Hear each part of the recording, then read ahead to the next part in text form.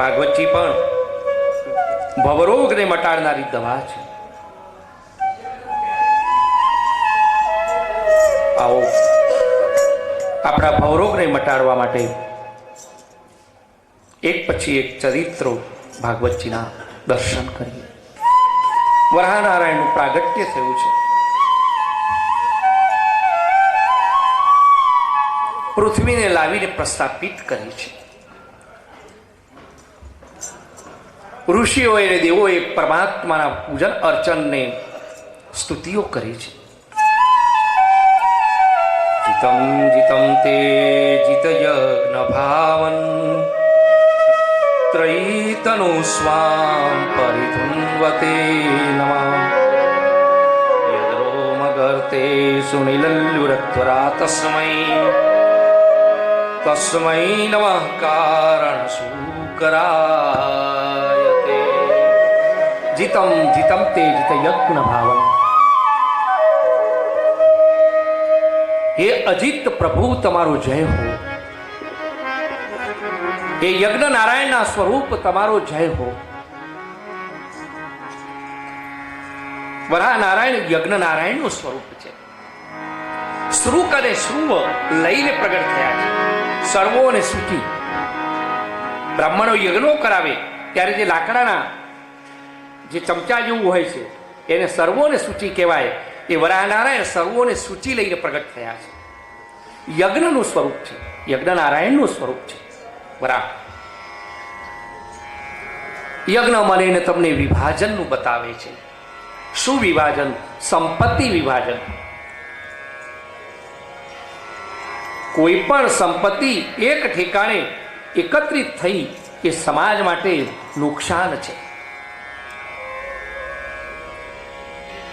વિશેષતઃ સંપત્તિનો જે વૃદ્ધિ કોઈ એક ઠેકાણે એ સમાજનું ઉત્કર્ષ ન થવા દે. અને એટલા જ માટે જે સંપત્તિ છે એ વિભાજિત થયેલી હોવી જોઈએ, સમાજમાં વહેંચાયેલી હોવી જોઈએ. યજ્ઞ કરાવો હોય શું થાય? ચાલો બ્રાહ્મણ દેવને બોલાવો, એને આપો. બ્રાહ્મણ દેવ લિસ્ટ આપે. કરિયાણાવાળાના ત્યાં જઈએ, સરૈયાના ત્યાં. પહેલાં તો સરૈયા હતા. મુજાપો કોના ત્યાં? સરૈયાના ત્યાં. આ સરૈયાવાળો એનો. સરૈયાને આપો. કાષ્ઠની જરૂર પડે, લાકડાની જરૂર પડે, સર્વસૂચિ બનાવવાના, બાજોટો બનાવવાના, સુથારને આપો. માટીની જરૂર પડે, કોડિયાની જરૂર પડે, કુંભારને આપો. સમાજના તમામ વર્ગને જે સંપત્તિ પ્રભુએ આપી છે એ સંપત્તિ આ પ્રભુની આપેલી એ સમાજને વહેંચો. અનાજ જોઈએ, કણ બી એને આપો. અનાજ જોઈએ, બધા કણબીને આપો. તમામ સંપત્તિ એ જે સંપત્તિ છે બધાને વહેંચો. ભોજન વગરનો યજ્ઞ અધૂરો, દક્ષિણા વગરનો યજ્ઞ અધૂરો. બ્રાહ્મણોને દક્ષિણા આપો, બ્રાહ્મણોને ભોજન આપો, સગાવાલાઓને ભોજન આપો. આ બધું જે છે વહેંચો વહેંચો વહેંચો. એનું નામ છે યજ્ઞ. યજ્ઞ એટલે કેવળ માત્ર લાકડાને છાણા એ સળગાવરાઈ તાપણું નથી કરવાનું, એમાં ભાવ છે. પરમેશ્વરની પ્રસન્નતા, પરમેશ્વરને આહુતિ અપાય. દેવો યજ્ઞથી પ્રસન્ન બને છે. પણ સાથે સાથે જે સમાજ જે છે એ સમાજ પણ પ્રસન્ન બનવો જોઈએ. ત્યારે યજ્ઞની પરિપૂર્તિ છે. અને એ યજ્ઞ નારાયણ ભૂમિને પ્રસ્થાપિત કરી છે. સ્વયંભૂ મનુ અને સતરૂપાને પ્રગટ કર્યા હતા. તેમને મૈથુની સૃષ્ટિનો પ્રારંભ કર્યો અને એમના ત્યાં 5 સંતાનોની પ્રાપ્તિ થઈ છે. 3 દીકરીઓ અને 2 દીકરા. મોટા દીકરી દેહૂતિ છે, આકુતિ છે, પ્રસૂતિ છે. ઉત્તાનપાદ અને પ્રિયવત આ 2 દીકરાઓ છે. દેહૂતિ મોટા થયા છે, પરણાવવા યોગ્ય થયા. ના દીકરીને કોને પરણાવી ચિંતા થાય.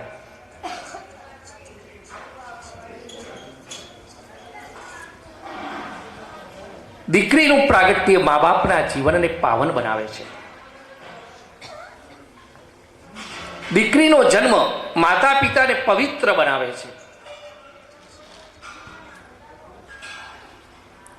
એટલા જ માટે દાંપત્ય જીવનમાં, પતિ પત્નીના જીવનમાં એક દીકરી હોવી જ જોઈએ.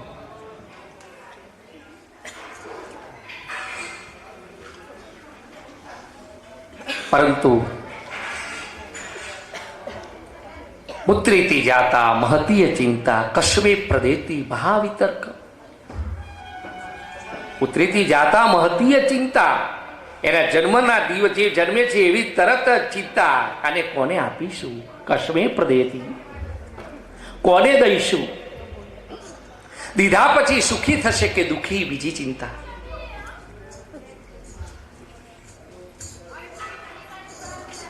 બાકી પાવન ખૂબ બનાવે છે, એમાં કોઈ શંકા નથી. દીકરી હોવી જ જોઈએ.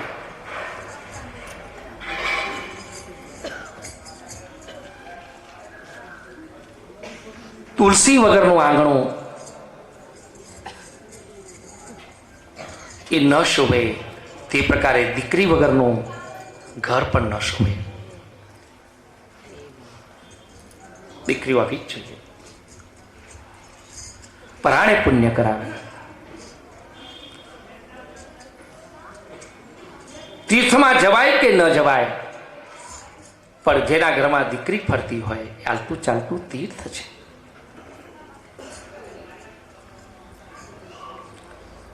દીકરીનું કન્યાદાન કરોડો કરોડો કોટી કોટી અશ્વમેધ યજ્ઞ કરો અને જે પરિણામ પ્રાપ્ત થાય એટલું જ પરિણામ એ દીકરીનો હાથ કોઈ પુરુષને યોગ્ય મૂર્તિયાને, યોગ્ય કુળ જોઈ, યોગ્ય ખાનદાન જોઈ, બ્રાહ્મણની સાક્ષીએ, દેવોની સાક્ષીએ, અગ્નિની સાક્ષીએ, સ્વજનોની સાક્ષીએ સમર્પિત કરો તે એટલું જ પુણ્ય ઉમરામાં પ્રાપ્ત થાય. આ કન્યાદાનનું મહત્વ. ચિંતા થાય છે, આ દીકરી મોટી દેહુથી મોટા થયા છે, કોને પરણાવવા? ત્યાં બ્રહ્માજી આવીને કહ્યું છે કે સિદ્ધપુર ક્ષેત્રમાં કરદમ ઋષિ છે, આપણે ત્યાં પરણાવ. કરદમ પાસે ગયા છે, પણ કરદમ વિચારે છે કે મારે પરણવું શા માટે જોઈએ?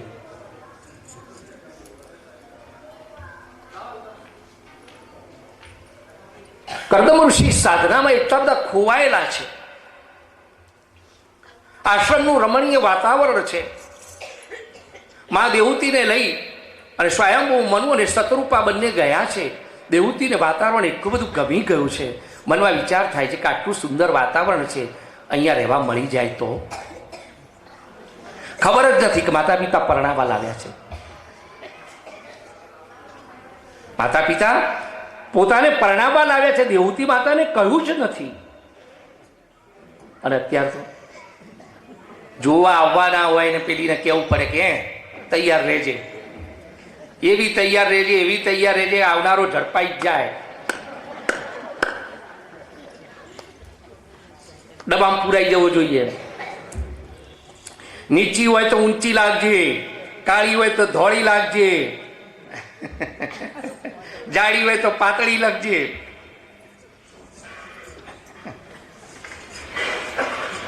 શું પ્રદર્શનો છે! પણ આવું કોને કહેવું પડે?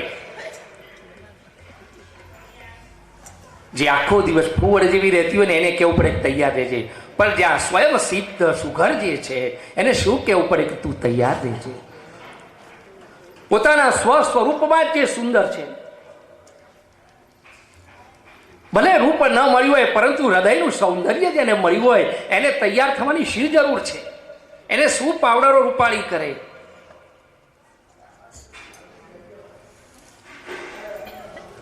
રૂપની શું જરૂર છે? જરૂર છે સ્વરૂપની જરૂર છે. આત્માથી જ વિશુદ્ધ હોય, આત્માથી જ શુદ્ધ હોય, આત્માથી જ દૈદીપ્યમાન હોય. પછી ચામડી તો ચામડી છો ને રહી, ઉભરી હોય કે કાળી હોય, ચામડીથી શું ફેર પડે છે? દેવહૂતિ માતાને કહ્યું જ નથી. બંને ગણા લઈને ગયા છે, પણ ઋષિ પણ જુઓ, કરદમ ઋષિ પણ પોતાની સાધનામાં એવા ખોવાયેલા છે. બંને વનસ્પતિઓને ડાળીઓને લઈને એની સાધના કરી રહ્યા છે. કરદમ ઋષિ એટલે એ સર્વશ્રેષ્ઠ તત્વ છે કે જગતને વનસ્પતિ સાયન્સ, વનસ્પતિ વિજ્ઞાન, બોટની સાયન્સ એના પ્રથમ પુરસ્કર્તા ભગવાન કરદમ છે. એક ડાળીને બીજી ડાળીથી સંમિલન કરવામાં આવે તો એમાંથી કયા ઉત્તમ ફળની પ્રાપ્તિ થાય, આ શોધ કરદમ ઋષિએ કરી છે. અને એના ઉપરથી બોટની સાયન્સ પ્રગટ થયું આખું. બંને જણા બે ડાળીને ખોવાઈ ગયા છે. એમ મહેમાન આગળ આવ્યા પણ ખ્યાલ નથી રહ્યો. એકદમ સમાધિ છૂટીને આમ સાવધાન થયા, ક્ષમા યાચના કરે છે. આપ આવ્યા, મને ખ્યાલ ન રહ્યો, હું ખોવાઈ ગયો હતો. સ્વાગત કર્યું છે, આસનો આપ્યા છે, ત્રણેયને આસનો આપ્યા છે, આત્મવેદનાને વ્યક્ત કરી છે. પૂછ્યું છે કેમ આવ્યા? કે બ્રહ્માજીનો આદેશ છે, અમારી દીકરી પરણાવવા યોગ્ય છે ને આપણે સુપૂર્દ કરવા આવ્યા છીએ. કરદમ ઋષિ વિચારે છે કે મારે પરણવું શા માટે જોઈએ? વગર પરણે પણ મારી સાધનાઓ જો ચાલતી હોય તો પછી આ વધારાની ઘંટડી લટકાવવાનું કોઈ કારણ? પછી પાછો વિચાર થાય છે. જોજો આ વિચાર, આ લગ્ન શા માટે છે? આ પરણવાનું શા માટે? આ નહીં તાલ ને બધા તાલોમાં જઈ તાલ કરવા માટે નહીં. બતાવે છે એકલો છું, સાધના કરું છું, પણ સાધનામાં એટલો ખોવાઈ જઉં છું કે જો ને હાલ પણ આવા જે કોઈ આશ્રમોમાં મહેમાન જે આવે છે અને મહેમાનોના સ્વાગત કરવામાં પણ મને ભાન રહેતું નથી. પરંતુ મારી સાથે એક સાથીદાર જો હોય તો આશ્રમની વ્યવસ્થા સંભાળે, અને એટલા માટે મારે પરણવું છે. પારલૌકિક ધર્મ અને વ્યાવહારિક ધર્મ, આ બંને ધર્મ એ માનવ જીવનમાં હોય તો એ માનવ જીવનને ઉત્કર્ષ કરાવે છે. બંને ધર્મ હોવા જોઈએ. એ ઘેર આવેલા મહેમાનોના સ્વાગત, ઉમરા ઉપર જે કોઈ પુણ્ય ઘરમાં મળતા હોય એ બધા વ્યાવહારિક ધર્મ છે. પારમાર્થિક ધર્મ જેટલો મોક્ષની પ્રાપ્તિ કરે છે એટલી જ તાકાત, એટલી જ શક્તિ એ વ્યાવહારિક ધર્મમાં પણ છે. પણ મારો અને તમારા આજે ધર્મમાં કેવળ માત્ર પુષ્પ, ચોખા અને કંકુ, ચંદન એ સિવાય ધર્મની વાત આવે એટલે નજરમાં આ જ આવે છે. જરૂરી છે, પરંતુ સંસારમાં એવા વ્યાવહારિક ધર્મો પણ એટલા જ છે કે તે વ્યાવહારિક ધર્મો પણ આચરતા માનવ જીવનને મોક્ષ સુધીની પ્રાપ્તિ કરાવે છે. શું દોડીને કુળદેવીઓની પૂજા કરવા જાઓ? ઉમરાની જે દીકરી છે, ઉમરાની જે કુંવાસી છે, એને સંતોષ આપો. જે ગબ્બરો ચડીને જે ઉપર કુળદેવીઓના પૂજન અર્ચન કરશો એ જ પુણ્ય તમને ઉમરા ઉપર મળશે. જેની જે કોઈ કુળદેવી હોય જોઈ છે કોઈ દિવસ? વાઘેશ્વરીને જોઈ છે? કેમ હાલે છે, કેમ ચાલે છે, કેવું ખાય છે, પીવે છે? મૂર્તિજીના દર્શન કર્યા છે, ચિત્તરજીના દર્શન કર્યા છે. જેની જે કોઈ કુળદેવી હોય જોઈ છે કોઈએ? એ કુળદેવીને જોવી હોય તો ઉમરાની જે કુંવાસી છે એને જુઓ ને કુળદેવી બે એક જ હોઈ શકે. એમાં કોઈ ફર નહીં. આ વ્યવહારિક ધર્મ, એનો સંતોષ માગવા આવનારને એને સંતોષ આપો. અતિથિ દેવો ભવ.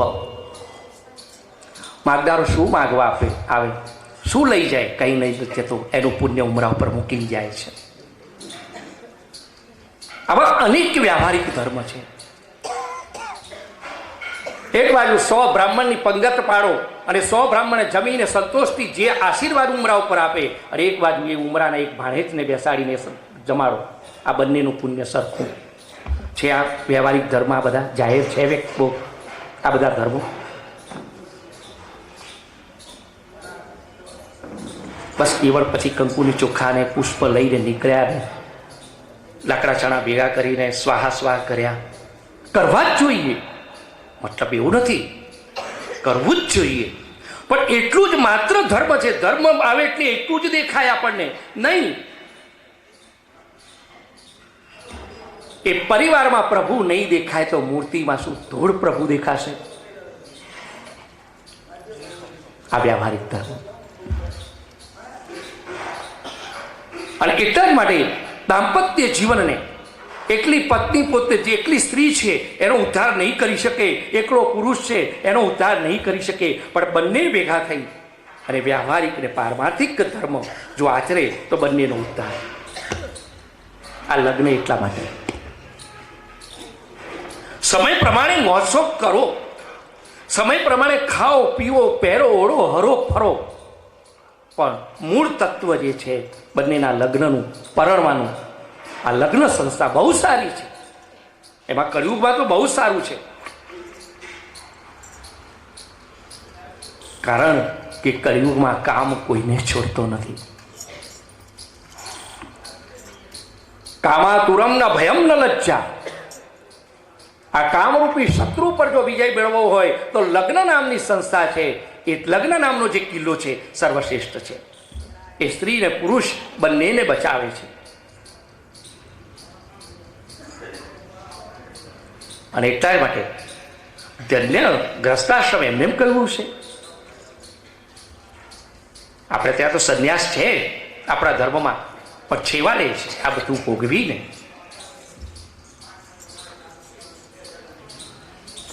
સારાની કિંમત ત્યારે જ થશે ખરાબની જ્યારે અનુભવ કરશો ત્યારે. શીતળતાની અનુભૂતિ ત્યારે જ થશે ગ્રીષ્મની અનુભૂતિ કરશો ત્યારે. તડકો જેને વેઠ્યો જ નથી એને શીતળતાની શું સમજણ પડે, છાયડાની શું સમજણ પડે, છાયડાની શું કિંમત હોય એની પાસે. અને એટલા જ માટે એની કિંમત ત્યારે જ સમજાય આપણને.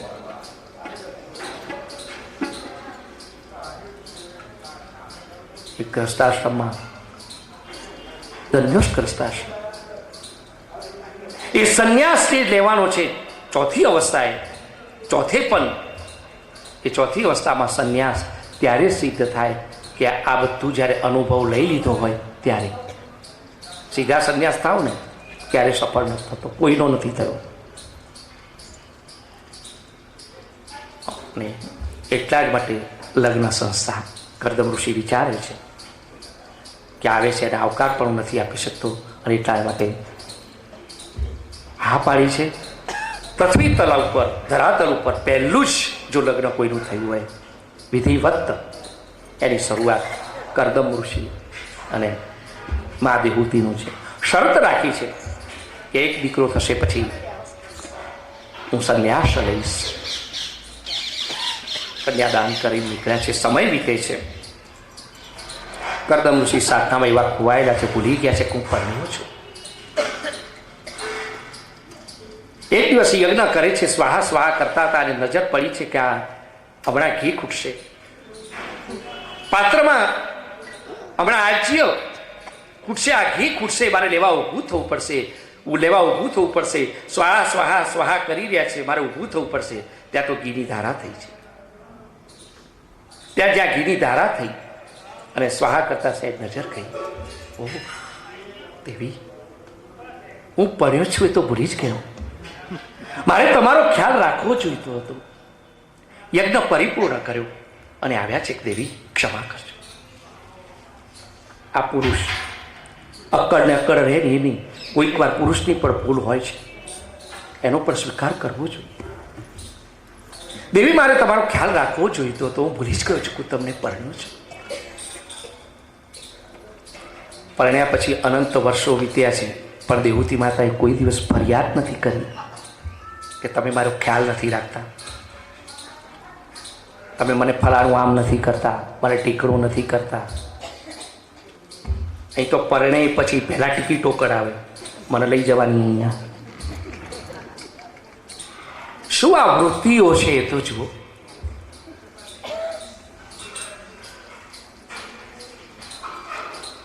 અને પરણ્યા પછી આ લાવો, તે લાવો, ફલાણું લાવો, ટીકડું લાવો.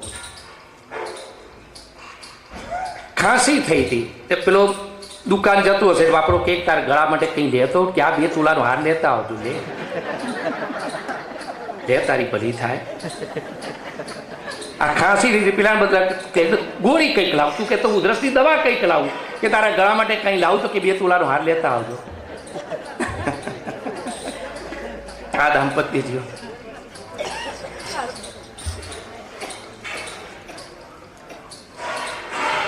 તમને તો પરણી મેં તો કાંઈ ભાળ્યું નહીં. લે તું પહેલા ક્યાં ભાળતી હતી? તમને પરણી કાંઈ ભાળ્યું નહીં. મારે તો 3 માગ્યા આવતા હતા, એ 3 અત્યારે કરોડપતિ છે. મારે 3 માગ્યા આવતા હતા, 3 અત્યારે કરોડપતિ છે. પેલો કે તું 3 માંથી એકને પરણી હોત ને તો આજે હું કરોડપતિ હોત.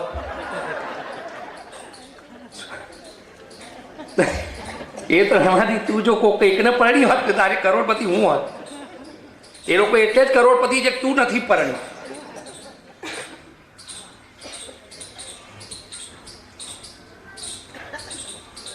પતિનો દમ કાઢી નાખે એને દાંપત્ય જીવન ન કહેવાય. પતિને દમ મરાવે એનું નામ છે પત્ની. મનુસ્મૃતિમાં કહ્યું છે, ધર્મ પત્નીના લક્ષણો બતાવ્યા છે. શું?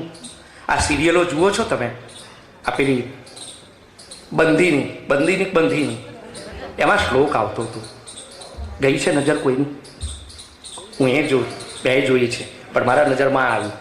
બોલો, ધર્મપત્નીના લક્ષણો બતાવ્યા બંધીનીમાં. સિરિયલો ખોટી નથી, ટીવી ખોટું નથી, પણ એમાંથી શું ગ્રહણ કરો છો એ સારું ખોટું છે.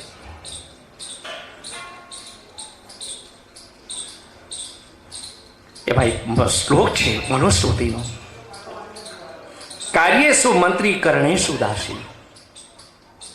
કાર્યેષુ ધર્મપત્નીના લક્ષણો, કાર્યેષુ મંત્રી કરણેષુ દાસી, શૈલેષુ રંભા ભોજનેષુ માતા, ક્ષમા ધરિત્રી મનોનુકૂળા, ક્ષમા ધરિત્રી ષડગુણ યુક્તા, પ્રિય ધર્મ પત્ની. પતિને સતત ધર્મની પ્રેરણા કરે, આનું નામ છે ધર્મ પત્ની. કેવળ માત્ર આજે પાઉંભાજી બનાવીને, આજે પુલાવ બનાવ્યો ને આજે ફલાણું બનાવ્યું ને આજે અહીં જઈએ નહીં તે જઈએ ને ફલાણે જવાનું છે, આજે હોટલમાં જવાનું છે, આજ તો હું નથી બનાવવાનું, આજ જવાનું છે. લે તારી ભલી થાય. આટલો મોટો મને ત્યાં બનાવી માર્યો ને હવે તું કહે છે કે હું નહીં બનાવવાની. કાર્યેષુ મંત્રી, રાજાની પાસે જે મંત્રી ઊભો હોય એને મંત્રી જેમ રાજાને સલાહ સૂચન કરે કે આમ નહીં, રાજાને આપણે આમ કરીએ, જીત મળી જ જશે આપણને, તેવી રીતે પોતાના પતિને સલાહ કરે. આપણે આમ નહીં, આપણે આમ કરીએ તો. આ તો હું તમને કહું છું, તમને યોગ્ય લાગે તો. આ કાર્યેષુ મંત્રી કરણેષુ દાસી. થાકો પાટલો ઘરે આવ્યો હોય ને રાત્રિ આમ સ્પર્શ એના ચરણને કરે, એનો થાક ઉતારી નાખે. કાર્યેષુ, એની જ્યારે એનું કાર્ય કરવાનું તો એક દાસીની માફક. દેહૂતી માતાને સુપૂર્ત કર્યા છે. સ્વયંભૂ મનુ રાજા છે, ઋષિને સમર્પણ દીકરી કરી છે, છતાં કહ્યું છે કે એને તમારી દાસી તરીકે રાખજો. એ કરણેષુ દાસી. શૈલેષુ રંભા, શરીર સુખની વાત આવે ત્યારે એનું મન બીજે જાય કેમ? આ સંતોષ. અને ચોથું લક્ષણ છે ભોજનેષુ માતા. આજે જમાડવા બેઠી હોય, ગમે તે પત્ની છે, પણ આજે જમાડવા જ્યારે બેઠી છે ત્યારે એનો ભાવ, એનું સ્વરૂપ માનું સ્વરૂપ છે પત્નીનું. એ ભોજનેષુ માતા. કારણ કે મનુષ્ય માત્રને ભૂખ જ્યાં વાત આવે, ભોજનની જ્યારે વાત આવે ત્યારે એની પૂર્તિ મા શબ્દથી જ છે. મા સિવાય એ શબ્દથી પરિપૂર્તિ છે જ નહીં. એ ભોજન પણ એ માનું સ્વરૂપ છે. એ ભોજન આપનારી, પીરસનારી પણ મા છે. એ પછી ભલે પત્ની હોય, પણ એ સમયે એનું સ્વરૂપ માનું સ્વરૂપ છે. એ ભોજનેષુ માતા. કારણ કે મા શબ્દ સિવાય તો પેટની તૃપ્તિ જ નથી.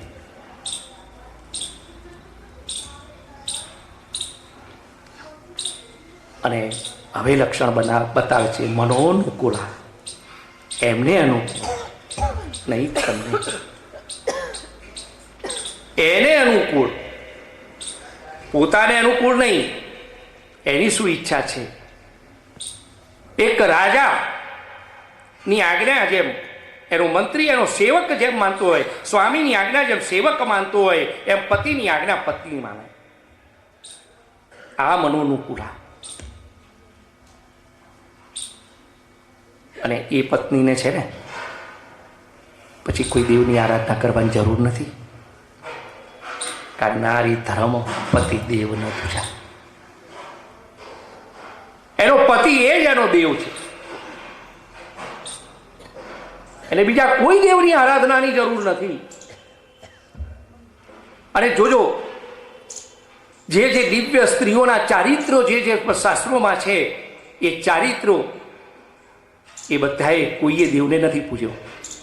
માં અનસૂયાને જુઓ, એને દેવને નથી પૂજ્યો. એ સ્ત્રીદેવ એના ત્યાં બાળક થઈને આવ્યા છે, એને પતિની પૂજા કરી છે. સત્યવાન સાવિત્રી ત્યારે યમરાજાની પાસેથી પણ પોતાના પતિનો પ્રાણ લાવી હશે, એને દેવને નથી પૂજ્યો, પતિની સેવા કરી છે. પ્રાણ પાછો આ શક્તિ, આ પતિ ધર્મમય આ તાકાત છે. મનોનુકૂળા ક્ષમા ધરિત્રી. વ્યાસપીઠ બહેનોને એક વિનંતી કરે છે કે એક બહેન કદાચ જો ગળામાં કંઈ નહીં પહેર્યું હોય ને તો પણ ચાલશે, હાથમાં નહીં પહેર્યું હોય ને તો પણ ચાલશે, પગમાં નહીં પહેર્યું હોય તો પણ નહીં ચાલશે, એ શણગારો નહીં પહેર્યા હોય તોય કદાચ ચાલશે, પણ જો શણગાર પહેરવા હોય ને તો એક જ એક ક્ષમા નામનો શણગાર તું સજી દે ને, એ તારી સૌંદર્ય એમાં છે. નારીનું સૌંદર્ય જો નિખાર પામતું હોય, એ રૂડી જો લાગતી હોય, તો ક્ષમા નામનું એ આભૂષણ જો એ ધારણ કરે ને એનાથી સારી લાગે. બાકી એ સ્ત્રી લાંબા હાથ કરીને બોલતી હોય ને, એ સ્ત્રીની શોભા નથી, એ સારી ન લાગે. તમે આમ છો ને તમે તો તેમ છો ન કહેવાય પતિને. ગમે એટલું કરે, પુરુષ છે, અક્કડ છે, પણ તું તો સ્ત્રી છે ને. એ સ્ત્રીનું સ્ત્રીત્વ જો એ નિખાર પામતું હોય તો ક્ષમા નામના ગુણમાં પામે છે. ક્ષમા ક્ષમા ક્ષમા સિવાય કોઈ વાત નહીં. એ સવારે દુકાન કે ઓફિસ જતા કદાચ પાણીનો પવાલો પછાડીને ગયો હોય, પણ જ્યારે સાંજે આવે ત્યારે એને એવો જ મીઠો આવકાર.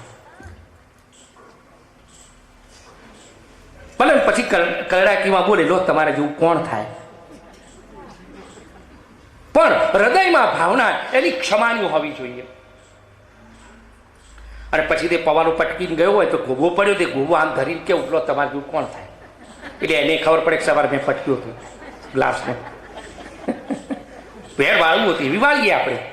આપણે પાછા તો ન જ પડીએ, આપણે પાછા કોઈ આમ થોડા એની બાપની દીકરી છીએ, પાછા આપણે કઈ ઉણા થોડા ઉતરીએ. ગોબો પડ્યો એક સામે આમ આમ ધરવા, એટલે પેલો લે તારે ખબર પડે કે સવાર પછાડી હું ગયો હતો. ક્ષમા ધરિત્રી સર્ગુણ યુક્તા પ્રિય ધર્મ પત્ની. જો ધર્મ પત્ની જો કેવડાવું હોય, જો પ્રભુને સાક્ષાત જો પ્રાપ્ત કરવા હોય, તો એ ધર્મ પત્નીના લક્ષણોને વિકસાવી નાખો. સમય મળે તો કરજો પૂજા, સમય મળે તો કરજો પાઠ. એની ના નથી, વ્યાસપીઠ ના નથી પાડતી, પણ કદાચ એ પતિની સેવા કરવામાં કદાચ એ બધું નહીં બને તો એ કોઈ જરૂર નથી, તારો ઉદ્ધાર થશે. અને શાસ્ત્ર આજ્ઞા છે, એ વસ્તુ નહીં કરી તો બીજું ગમે એટલું કરીશ તો ઉદ્ધાર નહીં થાય, નહીં થાય, નહીં થાય. સ્ત્રી સ્વરૂપમાંથી જો છૂટવું હશે તો કોઈ પણ જન્મમાં, આજ નહીં તો બીજા જન્મમાં, બીજા નહીં તો ત્રીજા, પણ કોઈ પણ એક જન્મમાં સેવા કરશે તો જ એ સ્ત્રી સ્વરૂપમાંથી મુક્તિ છે, બાકી છે જ નહીં. નક્કી કરી લેજો, આ જન્મમાં કરવી છે, પછી કરવી છે.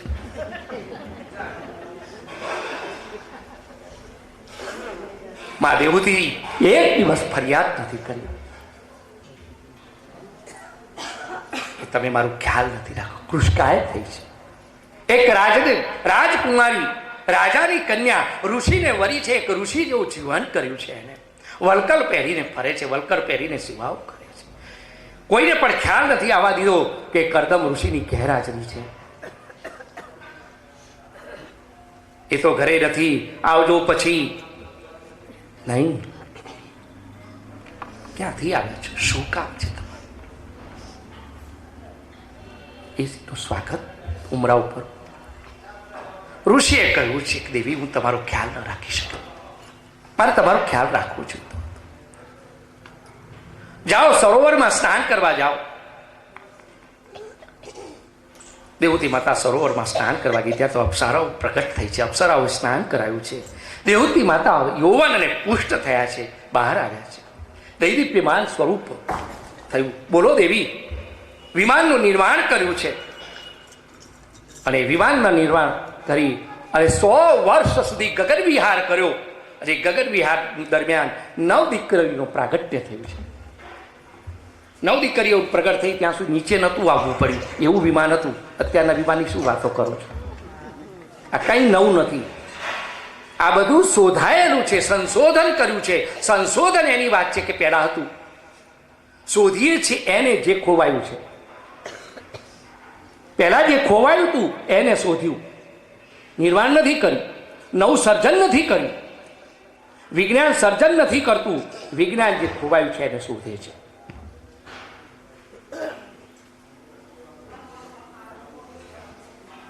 નવ દીકરીઓ થઈ છે.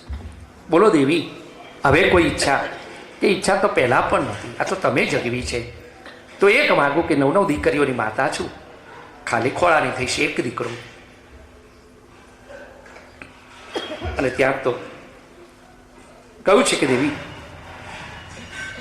પ્રભુનું સ્મરણ કરો. અને કરદમ ઋષિ ની સાથે સંગ કરતા દેવહૂતિ માતા ગર્ભાવસ્થામાં આવ્યા છે. બંનેનું એટલું દાંપત્ય જીવન છે, જોજો. પ્રભુ ક્યારે પણ કોઈ સંન્યાસીને નથી મળ્યા. આખા શાસ્ત્રના બધા દ્રષ્ટાંતો જોઈ લો. પ્રભુએ જ્યારે જ્યારે પ્રાગટ્ય કર્યું છે ત્યારે દાંપત્ય જીવનમાં જ પ્રાગટ્ય કર્યું છે. અને એટલા માટે બતાવે છે કે ધન્યોસી ગ્રસ્તાશ્રમ, ગ્રસ્તાશ્રમ સર્વશ્રેષ્ઠ છે. અને બંનેના ત્યાં દિવ્ય પુત્રનું પ્રાગટ થયું અને એમનું નામ છે ભગવાન કપિલ. બોલીએ કપિલ નારાયણ ભગવાન કી જય. દેવહૂતિ માતાનો ઉદ્ધાર કર્યો છે. કરદમ ઋષિ પણ વનમાં ગયા છે, પ્રભુનું સ્મરણ કરતા, દસમ સ્કંદના પાઠ કરતા એમણે પણ પોતાનો મોક્ષ પ્રાપ્ત કર્યો છે. દેવહૂતિ માતાને પણ જ્ઞાન આપી અને મોક્ષ કર્યો. માં, હવે કોઈ ઈચ્છા, બેટા મારો જેમ મોક્ષ કર્યો છે, મને જેમ તારી છે, એમ જગતના તમામની માતાઓ આ ભૂમિ પર તરે એવા આશીર્વાદ આપ. અને એ જ અત્યારે બીજું કોઈ નહીં. સિદ્ધપુર ક્ષેત્રમાં માતૃ ગયા, કોઈ પણ દીકરો એ માને ઉદ્દેશી ત્યાં 16 પિંડદાન કરે. 16 પિંડ, બહુ દિવ્યતા છે એની પિંડ પ્રદાનની. એના એક એક મંત્રોના જે ભાવ છે બહુ દિવ્ય છે. માના ઋણમાંથી મુક્ત થઈ શકાવાના નથી, પણ છતાં પણ એક દિવ્ય ભાવ છે ઋણમાંથી મુક્ત થવાનું. માતૃ કયા સાત જે કંઈ ત્યાં કરે છે કુરુક્ષેત્રમાં, એ માતાનો ઉદ્ધાર થાય છે. પછી તો ચોથા સ્કંદની અંદર આકુતિ ને રુચિ ઋષિની વાત છે. એમના ત્યાં પણ એક જોડ